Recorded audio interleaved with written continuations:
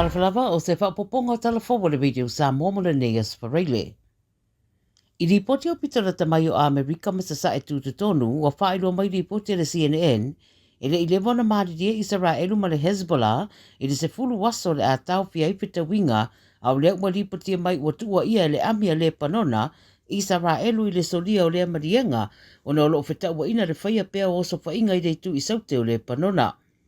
O whaidua le pāremio Israelu Netanyahu, e le o se mai le pita Israelu mai le vaenga o lo iai reitu i saute o le panona. A wa whaidua atu fo ila se sui o le Hezbollah, e iai fo ila le la toa ia tatau, e tali atu ai ini o swainga. O whaidua e Trump i se whono tanga na whaia i le wharepaepae, e ono whaia se whono tanga i te tonu le lua vai aso, i le vao Israelu ma le panona, ma ia tā uai foi, e iei lamalo na manatu, e leo to e mamau se teimi tau nuu i se marienga ma Tehran, e mai se o lo fuafua isi tala noanga i le whaai ungo le Vasilei. O whaeroe ofisa o Amerika i se sae tūtu tonu, o to e wha mautua lato wā upenga, ma sa hauni mo le wha wina o le taua, pe a whaia le tau nuu i se marienga feutana inga o lo whaia ma Iran. No wha wapea ma le poloka a Amerika o lo whaia i o ngā sami le Strait of Hormuz.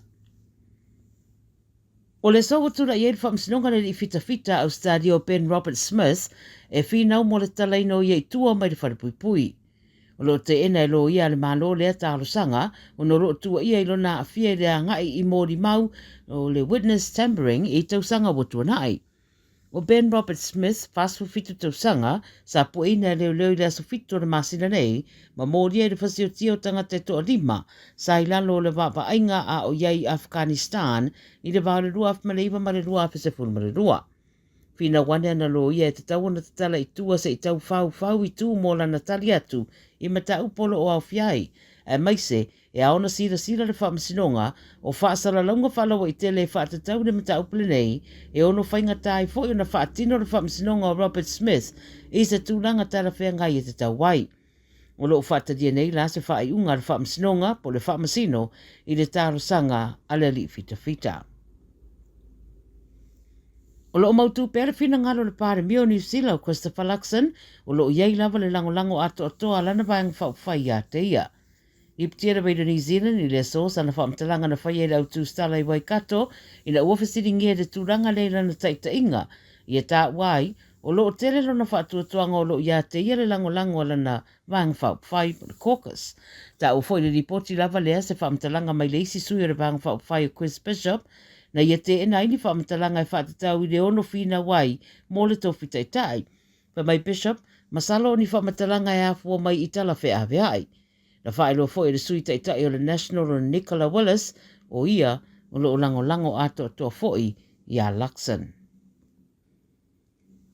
O le tele ofisa o le malo i le atu malasala ua amata nei o le whaamamalu se whainga fo ua tāpuni ai au nanga a le malo i le tau le tolu lea wauri i aso taitasi o se awala le e whaasao ai le suau uona o le tūlanga le mautu o lo iai le lalangi i le teminei. O le anga yo inga e whaasao ai le malusianga o le energy, whaititia i fo i malu i tau mō company i tau malusianga e maise lavara kiso, ma le maualunga o whaatau ai lona tau i so se vaenga o le lalangi i le teminei.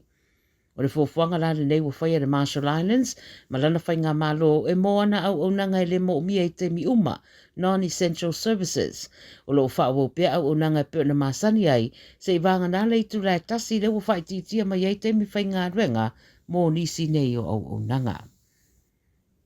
Ma le tara muri, e le whai ngō fielu i tawa le awhia ngai pia ma le awa le Moana Pasifika, pa pe foi ma le Fijian Drua, i le whai unga foi le nei wā yaso le tamirisanga se fulu, o le Super Rugby Pacific.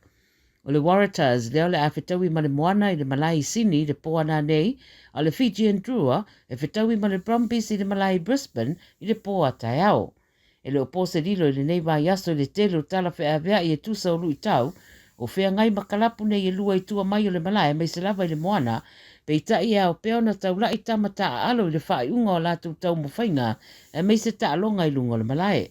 Ta ua le ripote le tio whapamalo New Zealand, se whamtalanga ma le ri kapteni o le Moana o Miracle Whailangi, e mana o mira ta alo whaatasi o le Moana o se au, team. Ona o le tūlanga whai toa tasi, individualism, o se tasi leo vaenga sa maita wina i tau mo whainga o tuana ai, sa whaia i nai. O le awhara o le fitu le poana nei le taalonga i le Allianz Stadium i Sydney. Tara nā le video sa momo lau whaafonga mai nei fo i aspareile manuia tele le whaingo le vaiaso ma whainga malolonga wha soifuia.